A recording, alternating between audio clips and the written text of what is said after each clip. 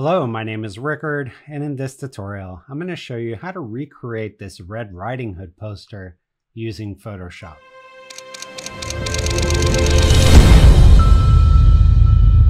If you'd like to follow along, I have included all the assets that I use in a link in the description of this video. This is somewhat of a longer tutorial, so you may want to download those ahead of time. And once you have, let's dive into Photoshop. All right, I'm going to go to New File, and I want to create a poster. Now, standard format for poster is 27 by 40. I don't want it to be quite that big, so I'm just going to do the closest ratio to that, which is 2 by 3. I'm going to make this 2000 by 3000 pixels. I'm going to leave the resolution at 72 and make my color profile sRGB, and let's go ahead and hit create. Next thing I want to do is set up some guides so that as we're working together on this project, you can see where to place things. So let's go to View, Guides, New Guide Layout, and we're going to make this, so you'll probably see something like this. We're going to make this 4 columns. That just gives us a nice center guide there, as well as 2 additional ones on either side. And then for rows, I'm going to do 5 rows. Again, no gutter. And then for the margins, I'm going to make the top margin 85, the left 0, the bottom 75, and then the right 0. And let's hit OK. All right, the next thing we're going to do is place our forest background. So let's go to File, Place Embedded. And inside our assets folder, I'm going to grab this file called Ashcan Firuzani, which I got from Unsplash. And we're just going to hold down Option and stretch this, not stretch, but scale this up so that it's the size of our canvas. There'll be a little bit coming out the left and the right side there. I'm going to hit the check mark. And let's rename this Forest. I'm going to add another layer, and here before I pull in my wolf, I just want to get rid of some of the information along the top here. So I'm going to go to my gradient tool, and I want this to be foreground to transparent. I want to make sure this is on classic gradient, and I want it to be on a linear gradient. I'm going to default my colors here to black and white, make sure black is my foreground color. And then starting from the top, going to this bottom guide right here, that'll just add a gradient to the top like so. And I'm going to do that one more time just to make this gradient a little stronger. And then I'm going to take the gradient and kind of put it on like about 90 in terms of the opacity there. All right, next we're going to pull in our wolf. Let's go File, Open, and I'm opening this instead of placing it because I do want to add a little bit of a mask here. I'm just going to go to my select object, go to Cloud Detailed Results and click on Select Subject. And then I'm going to do Command C for copy, close this and do Command V. And here, this guide right here is where I want the eyes to be. So let's move those here, and the eye should be right about there, and I want the nose centered right on the center of our canvas. So right about there. I'm going to do Command T for transform and take this anchor point here. Now, if you don't see it, just check this check mark right here. And if you hover over it, you can see you can actually drag this. I'm going to drag this so it's right in the center there. Hold down Option and then drag this down to about there. And then hit the check mark. Now I want to just kind of fade out the edges of this. So let's go ahead and turn off our guides with Command semicolon, add a mask with our mask icon right down here, go onto our gradient tool. We should still be on classic gradient, foreground to transparent with a linear gradient. And then we can just hold down Shift, kind of drag up from the bottom, and then without holding Shift, kind of drag in from our various sides here and just kind of create a soft mask around the wolf's head. And there you have it. That looks pretty good. The next thing I want to do is I want to add just a highlight layer for this wolf. So let's go ahead and call this wolf. And just to keep our layers organized, I'll also call this top gradient. And I'm going to take the wolf layer, do Command J to make a copy, and I'm going to call this wolf highlights. And I'm going to put this on screen and then double click here to bring up my blend if options.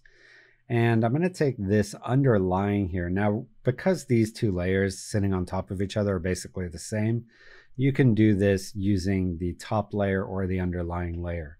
And what this does is it blends according to that layer. So if I go here, this is only going to blend on the areas that are highlights. So just this area of the image. So that's about where I want it, but I don't want it to be so harsh. So if I hold down Option, I can split this, and that'll basically create some feathering. So right about there looks good.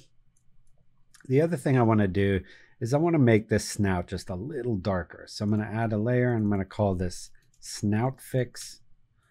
And I'm going to go onto my brush tool. And here I want to have a soft brush. So if we go to General, Soft, Round, Pressure, Opacity, I'm going to take my flow down to 20. Make sure black is my color there. Make this brush about yay big. And then just kind of paint over this part of the snout here. And then I'm going to take this layer and put it on soft light. And I'm also going to just put it underneath my highlights layer. So right about there. And then the other thing I want to do is I want to make the eyes here kind of a red color. So as we bring in our Red Riding Hood, the wolf will have a nice relationship to our Red Riding Hood. So let's add a layer. We're going to call this Red Eye. And with my soft brush, just going to choose kind of a dark red color, kind of almost like a blood red. Make my brush a bit smaller to about the size of the iris there. And then start painting in here. And I just want to cover the iris part of the eye, so there. And we'll do this eye as well. So about like that. I'm going to take one copy of this and put it on multiply and reduce the opacity of that to maybe around 70. And then I'm going to do Command J to make another copy. And for this copy, I'm going to put it on color. And I kind of like that combo there. All right, next thing I want to do is just punch up the eye highlights. So to do that, I'm going to add a layer. We'll call this Catch Light. And I'm also going to use this layer to just add a little bit of highlights on his nose. So to do that, we're going to do a blend if trick again. And we're going to make our brush white. And this, I want the flow to be a little bit stronger, so maybe around 30. We're going to go and paint just over the eye highlight here on both eyes. And also just over the highlight on the nose here. And obviously this looks terrible, but this is where I want the highlights to be. Now, if I double click to bring up my blending options, I want the underlying layer anywhere where it's dark. I don't want to see it. So I'm going to start dragging this to the right. And right about there is where I want it. And then I can hold down Option and just split this to about there. Now I still feel like this one needs to be a little stronger. So what I'll do is go with my white brush, just kind of paint this a little stronger. It's not doing much because the blend if is preventing it. So what I might have to do here is add one more layer, put this on overlay, and then just paint right over that catch light, just a little more there. And there you go. I'm pretty happy with the wolf. Now, another thing that I do want to adjust is it feels like the wolf is just sticking his head through these trees here, and that just looks a little odd to me. So what I want to do is I want to bring this forest kind of in front of the wolf's face. So to do that, we're going to take our forest layer, do Command J, drag this all the way to the top here. And I want to create a gradient feather or mask that lets our wolf show through here. So to do that, I'm going to hold down Option, add a mask. That's going to make our whole mask black. And then with a white gradient, again, make sure you're on classic, foreground to transparent. If I take the bottom wolf layer and just reduce the opacity of that, I can kind of get a sense of where these branches are. So I wanted this one to show up in front of him, and then I want this one here to show up in front of him. So let's go back to our forest mask and just hold down gradient and kind of uncover this tree and then uncover this tree right here. So something like that. Then I'm going to take this layer and put it on multiply. And then we can take our wolf layer here and turn that back to 100. So now you can see the wolf is kind of a little bit more behind these trees. And now I'm going to fine tune this with some big soft brushes. So with my mask still selected, I'm going to go onto my brush tool with B, make my brush bigger, and kind of paint out this branch right here. And then if I switch these colors, and the shortcut for that is X, I can make sure this branch here is showing up in front of the wolf. And then even down here, maybe a little bit of that showing up in front. So I kind of want some of these branches showing up in front so it looks more like the wolf is insinuated in our background rather than actually peeking through the forest. So something like that looks good. Now another thing that's happened here is because this is on multiply, we've kind of made this part of the forest a lot darker.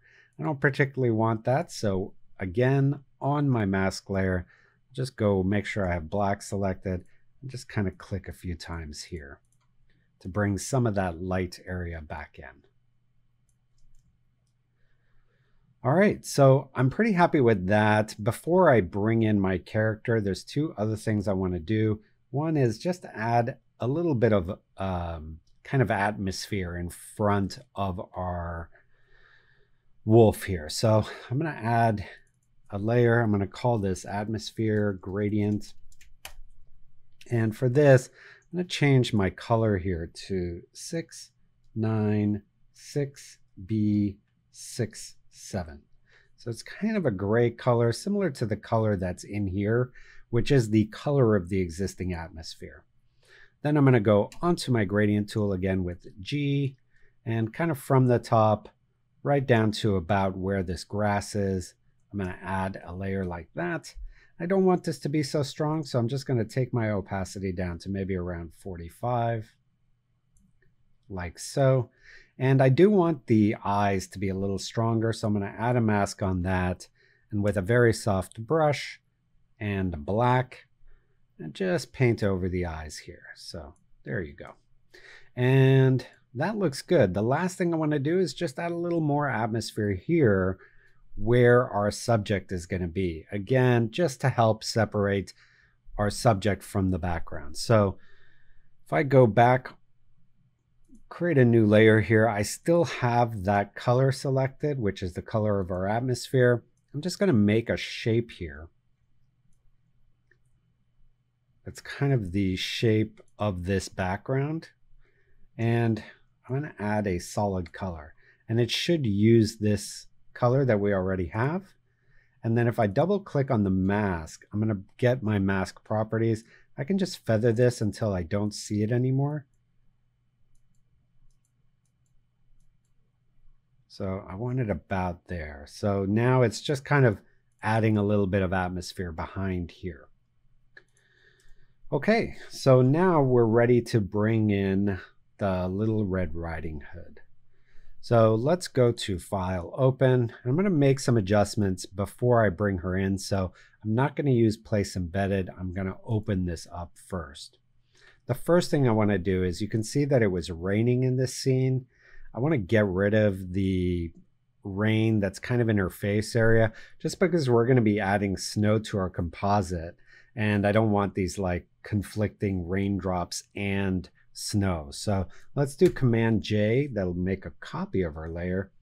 We'll call this Red Riding Hood. And I'm going to go to my spot correction tool or spot healing brush, zoom in here, and I want this brush to be about the size of our rain.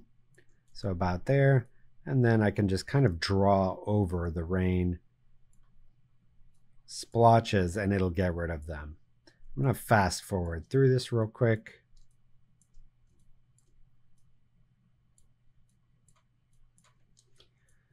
Okay, that should be good enough. We got rid of the obnoxious ones. There are some more here. Up to you how much work or effort you want to put into getting rid of those. Do realize we are going to make her quite a bit smaller. So let's go to our object selection tool. Let's go up to Cloud and select Subject. You can see that's done a good job of selecting her. I'm going to go into Select and Mask. And let's go ahead and change our mask color to like a pink. And then just zoom in here. I do see we have an issue here. So let's go to our quick mask, hold down Option, and just kind of paint away. Didn't do a great job there. So without holding Option, let's try to get our hand back in the selection. And some of these, we just have to use the normal brush tool and just kind of fix by hand. Feel like if it was smart enough to know what the difference is between the hand and the background, it would have already done that with the smart selection.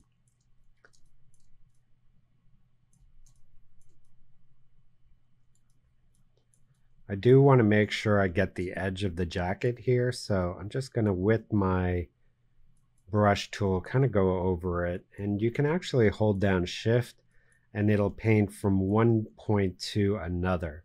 Now you don't want to do this too much because it is making a straight line, and obviously this jacket is not perfectly straight, but you can kind of do it as a shortcut across segments of it like I just did there.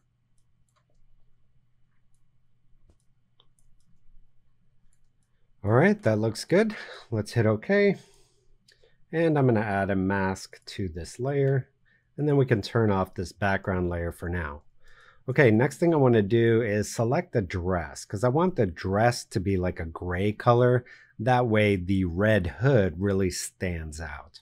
If we have a red hood and a red dress, we're kind of taking away from the Little Red Riding Hood metaphor or, you know, story. So let's go to our select object tool. I'm going to turn off object finder. I just kind of find that a little obnoxious sometimes. What I want to do here is just make a selection of the dress.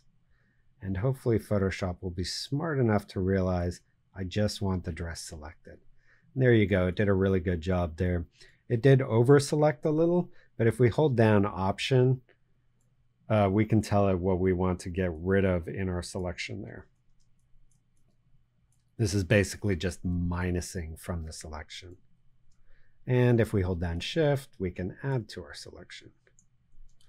But there, it's not doing a great job. The rest, I think I'll just do by hand. So if you hit Q, you'll go into Quick Mask. Again, the red is not helping us. So let's go to Channels, double click on the Quick Mask, and just change this to a color that's not being used in our image at all. So maybe like an obnoxious green color. All right, and then if I go to my brush tool, I can just paint the areas that it kind of missed here. So just this area here.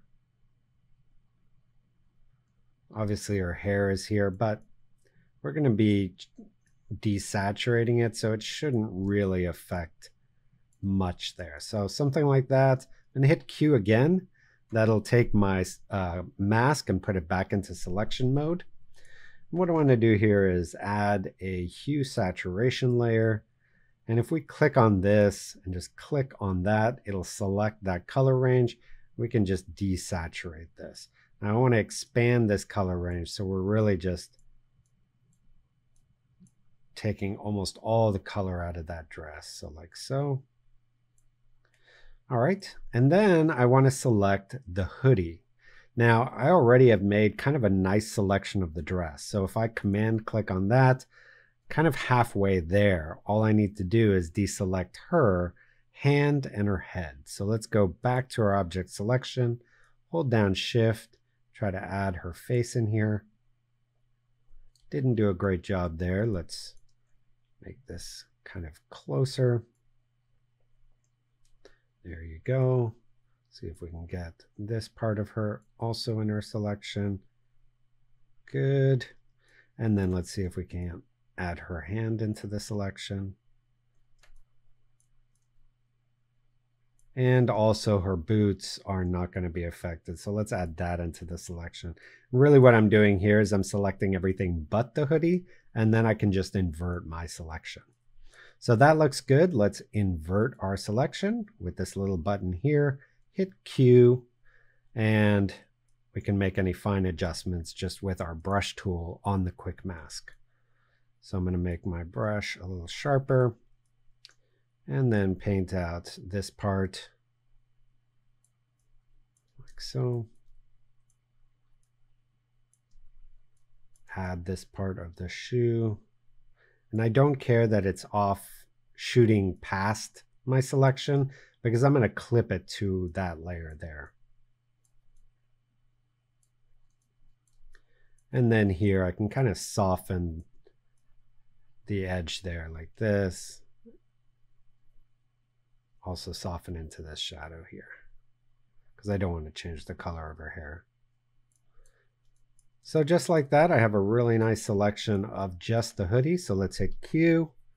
And then I'm going to go here and go to curves. And with curves, I can adjust the color of her existing hood. So right now it's kind of an orange color. I need to add magenta. So let's go to green. The opposite of green is magenta. And pull that down. Now it is a little too pinky, so if we want to turn pink into red, we add yellow. And the opposite of yellow is blue, so let's go to our blue channel and pull that down. There you can see we're getting a really nice red color there. Okay, and let's clip these two layers so that they're attached to our Red Riding Hood by just holding Shift and clicking between the layers. And then I'm going to select all three of these layers and convert this to a smart object.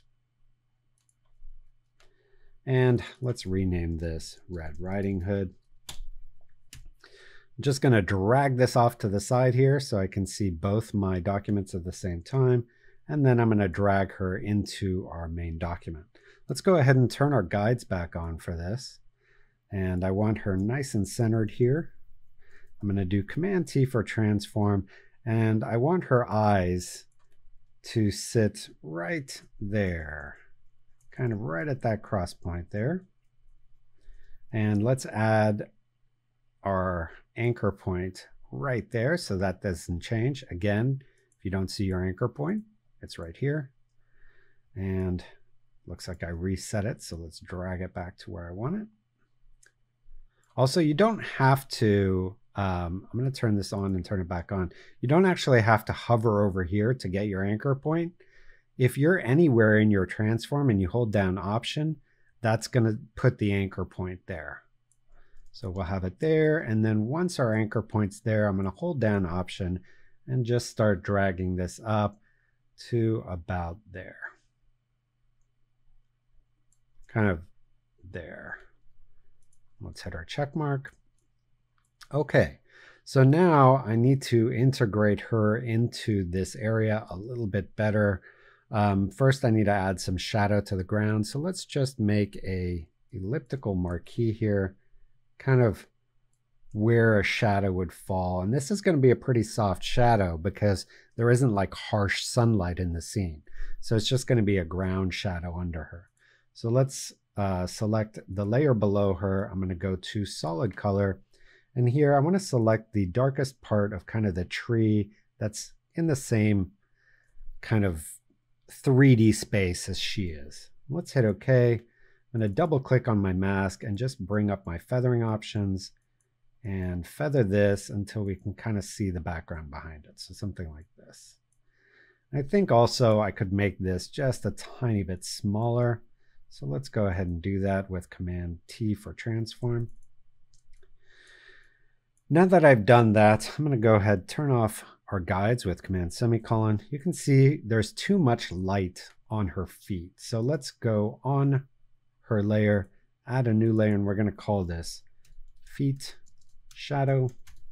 And I'm going to clip this to our Red Riding Hood layer, go onto my gradient tool with G, make sure I'm on foreground to transparent, hit D to default my colors to black and white, and then with a black gradient, just kind of go up from the bottom like this.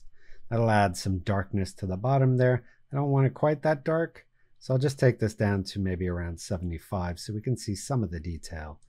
But her feet look like they belong there. I think even that we can take a little bit more, so maybe around closer to 60 for down here. So that's already looking really good.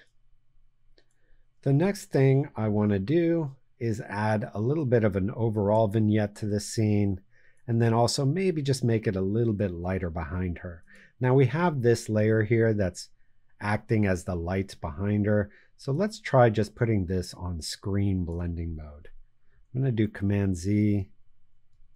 Yeah, I think that does the trick. So let's just do that. And then the other thing is I want to add an overall vignette to the whole scene. So to do that, I'm going to go here onto my elliptical marquee, kind of select from the center. This is about where I want the vignette to be. I'm going to go to the top of my layer stack, add a curve layer. And I really like doing vignettes this way because it gives me a lot of control. What I'm going to do is just kind of pull the top down and the middle down, make it a lot darker, go to my mask properties, invert this, and then feather it until I don't see that edge anymore. And then I can, with my curve mask, I can do Command T and kind of adjust the size of this if I want to.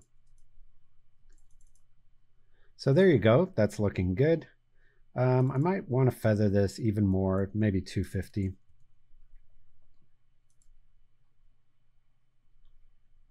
And I like that. The next thing I want to do is add some snow to the scene. Now, there's a lot of ways you can do snow. You can get snow overlays, you can get snow brushes, but I'm going to show you a technique that's entirely procedural, meaning every time you do this, you're going to get a different variation of snow, and you don't need any brushes or special plugins or overlays to do it. So the first thing we're going to do is add a layer, and we're going to call this snow reference. And let's go to our color and just change this to a 50% gray, and then fill in the layer with Option Delete or Alt Backspace if you're on a PC. Next, we're going to add some noise to this layer. So let's go to Filter, Noise, Add Noise. I want to make this monochromatic. I want it to be quite a bit of noise, so maybe around 150. Next, I'm going to add some Gaussian blur to this. Let's make it about 4.5. And now this is where the kind of magic trick comes in. So I'm going to do Command M to bring up my curve. And what I want to do is start dragging this in to about the middle of my histogram, and then start dragging this in to the right. You can see we're starting to get some snow, but this is far too strong. So I'm going to push this back even more till it's about right there. And then just start bringing these in close together. You can see we have these great little shapes that feel like snow. And that's why I love this technique. So right about there gives us some nice snow. You can also see there's variation in the size and the shape of each snowflake. So I really like that. We're going to call, now what I want to do is basically put this on its own layer. So this layer is already black and white, so that makes this easy. All we have to do is go to our channels, hold down Command, and click on our thumbnail. That's going to select just the white. You can turn this off, make a new layer called Snow, and then fill it in with white. So I'm going to make white my foreground color and then Option Delete. So now if I deselect, you can see I have a snow layer that's transparent. And we're going to make a few copies of this. So let's call this medium snow. I'm going to do Command J. We're going to call this one small snow. I'm going to do Command J again. And we're going to call this one big snow. And this will create some 3D depth to our snow. So for the medium snow, we're just going to add some masking to this. So I'm going to add a mask, go onto my gradient, and with a classic gradient, foreground to transparent with black, I'm going to kind of get rid of it along these edges here, kind of matching our vignette a bit. And I'm also going to kind of get rid of it up here.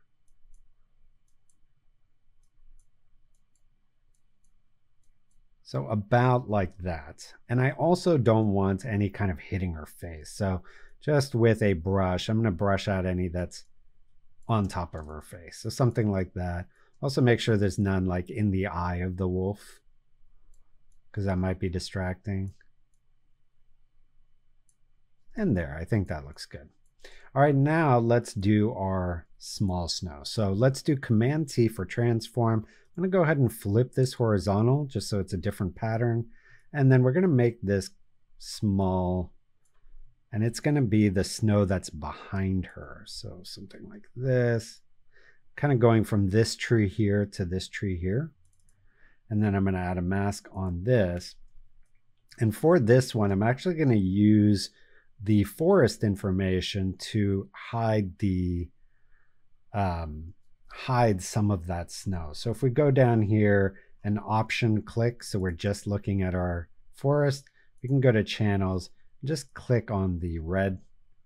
That'll select the select the channel. I'm going to Option click on that, and then we're going to add this as our mask. So I'm going to just click here. Now if I Option click on the mask, you can see what that looks like. So anywhere where it's white, you're going to see the snow. Anywhere where it's black, you're not going to see the snow. And the great thing about this, is because this is the small snow, it'll make it look like it's kind of in the background, not here. And I'm going to do Command M to bring up my curve on the mask and just make sure that none of the snow is going to show up here. And also make sure that over here in the background, we're seeing all of the snow. So kind of bringing up the white there and the dark here. So I'm just making this more contrasty like so. All right. And then I also don't want the small snow to be hitting her. So let's go and Command click on her and then fill that with black. And then with my small snow layer selected, I also want to just kind of feather it in. Now, if we select the layer itself and do Command T, we can kind of see where the bounds of this layer is. So right around where the nose is, and then this tree and this tree. So let's hit Escape, kind of go in from here, and from here. And that'll just make sure that's nice and feathered. So I'm liking that. We are missing a little bit of snow up here. So let's go to our medium, and with a soft brush and white, let's just paint in a little bit of snow up here. Just make sure we're not going to no snow. So something like that.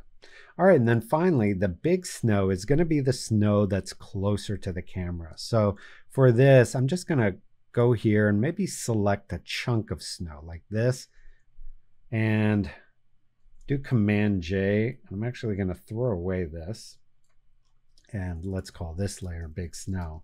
I'm going to do Command T for transform and scale this up so that this is our snow layer. And then I want to blur this so it doesn't look so big and obnoxious. And this is going to be almost just a hint of snow that's in the foreground. So something like this. And then we can even take the opacity on this down.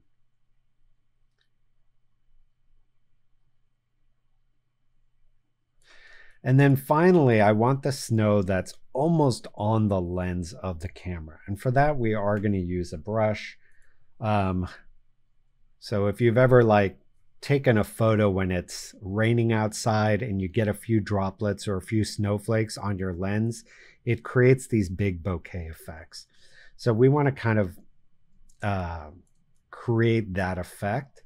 So I'm going to go to my brush, and under my brushes, under my favorite brushes, and I'll include the brush that I use, and I'll also include a link where you can buy my full set of brushes. But in my atmosphere brushes, I've got this large drops brush. I'm going to select that and then go to my brush settings. Right now they're a little too close together, so I'm going to go to scattering and push these away from each other even more, like about so. And then kind of make sure I have the right size brush here. I'm going to do just a few drops of this. So even that's too much. Just want a little bit, maybe here, like so, maybe up here. So I like these. I think these are a little obnoxious, so I'll just go on my erase tool and erase those. But that's just enough there. I'm going to blur these a little bit with a Gaussian blur, and then take the opacity down. So those are just kind of the implication of a little bit more snow there. Okay, finally, I do think our big snow or our medium snow is a little too strong here. So I'm just going to go onto the mask, and with a soft brush and black, just paint some of that out. There you go.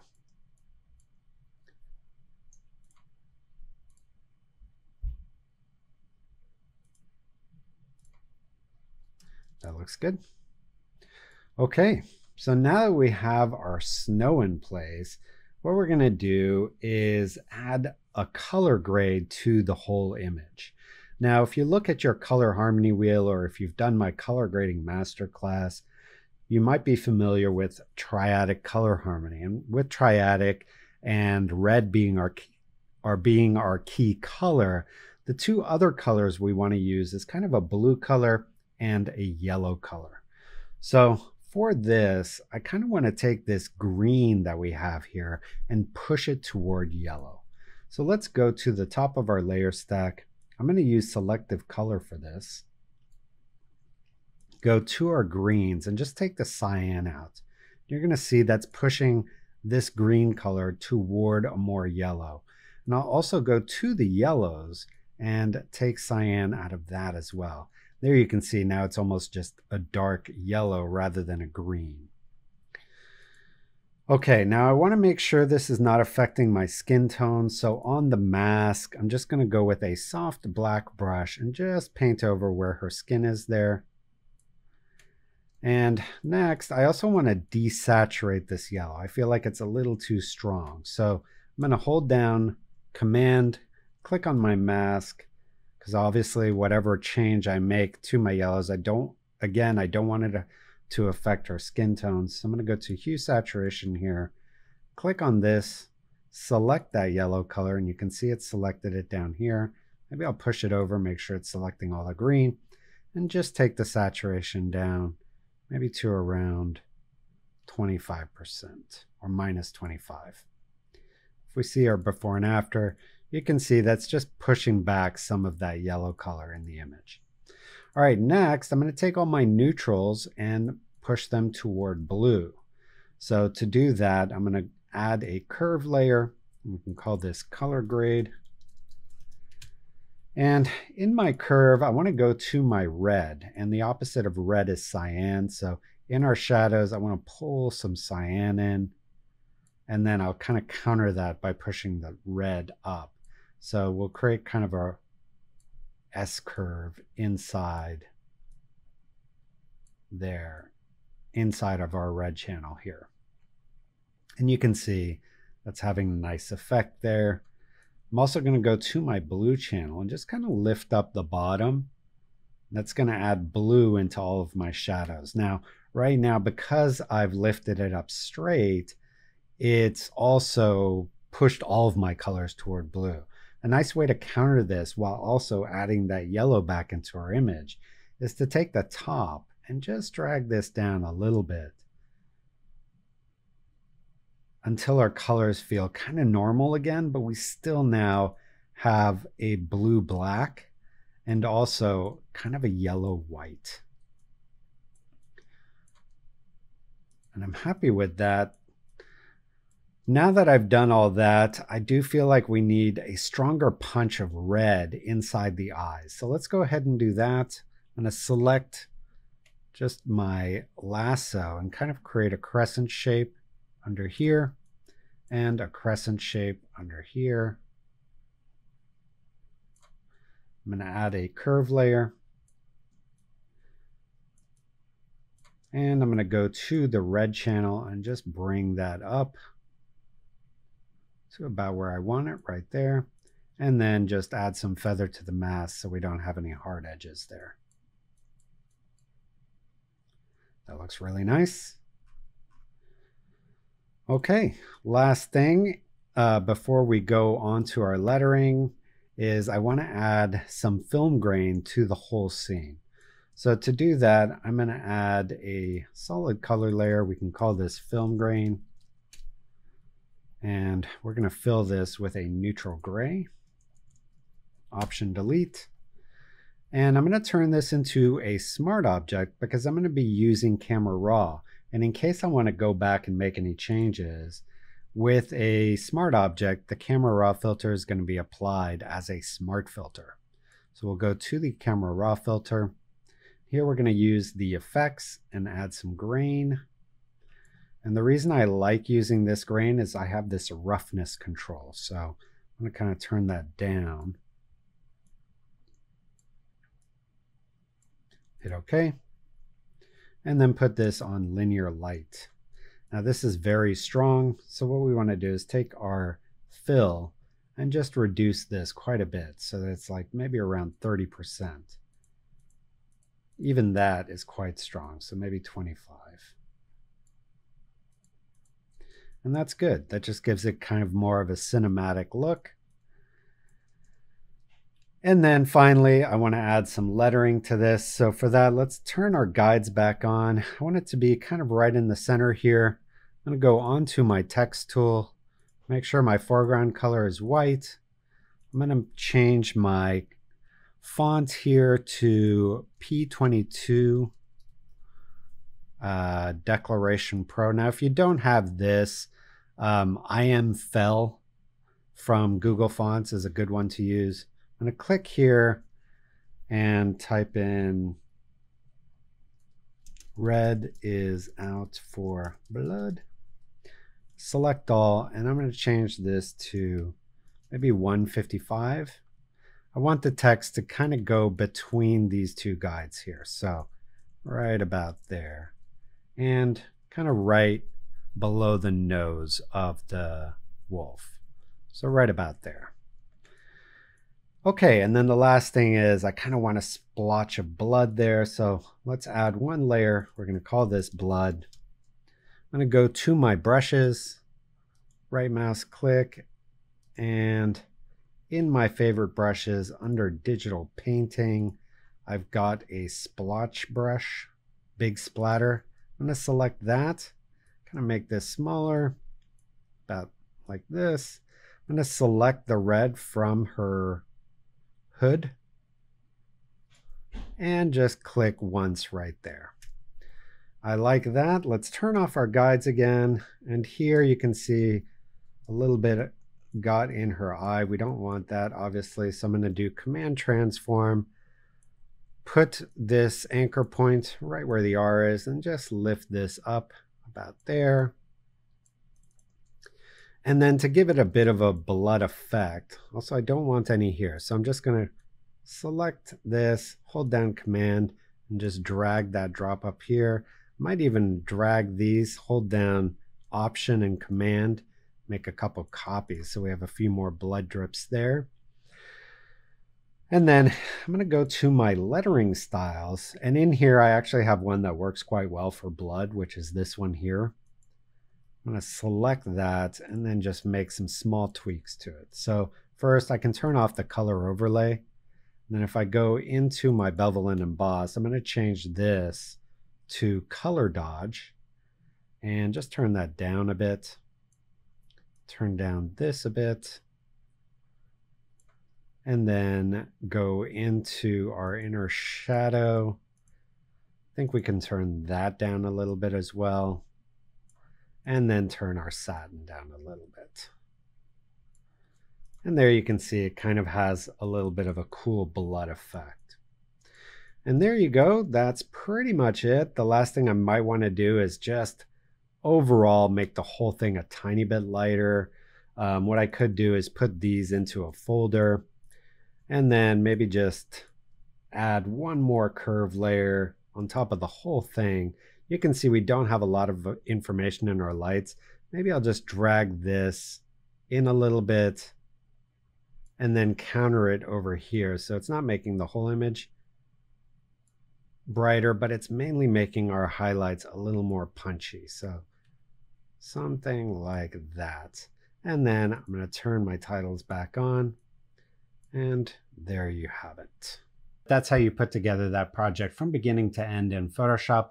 And hopefully through the course of this, you learn some tips, tricks, and techniques that you can use in your own projects. Now in this tutorial, I did use 2 of my custom Photoshop brush presets. If you want to explore my full set of brush presets, I have included a link to those in the description of this video.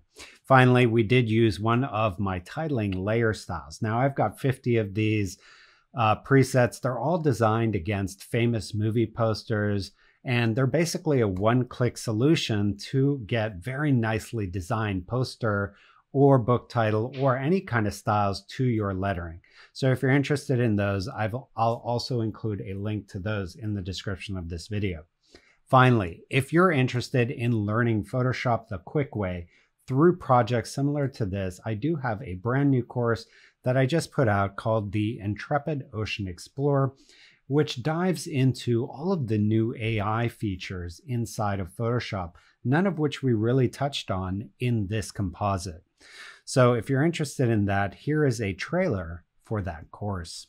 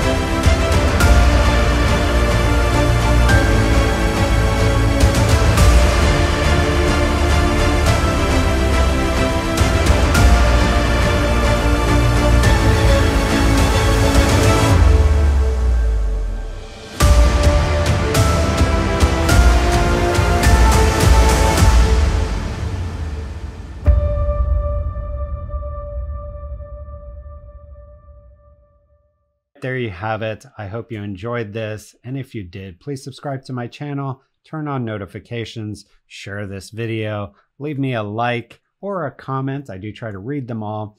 And finally, here's some other tutorials that you can check out. And I will see you next time.